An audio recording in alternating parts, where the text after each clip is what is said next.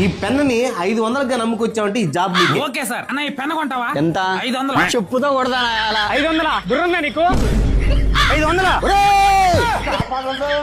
అమ్మా నిజంగా పెన్ 500 అంటే సంపేసేలా ఉన్నారు కదరా ఐడియా. ఈ పెన్ ఏదో నేనే కొనేసి 500 ఇచ్చేసామంటే జాబ్ మనం కొట్టేవచ్చు సార్ అమ్మేసాను సార్, ఇదిగోండి సార్ 500. వెరీ గుడ్, ఈ జాబ్ నీకే. Thank you sir. ఇంతకీ నా వర్క్ ఏంటి సార్? వీటిని ఒక్కొక్కటి 500 లెక్క నమ్ముకురావాలి. ఇదే నీ వర్క్. బ్రో ఆయన అలాగే అంటాడు, మీరు ఇట్రండి. మన పై మేడం మీ డెడికేషన్ అంతా చూసారు, మీకు జాబ్ ఫిక్స్ అయినట్లే. Thank you sir. కొంచెం సైట్ విజిట్ ఉంది, వెళ్ళొద్దాం రండి.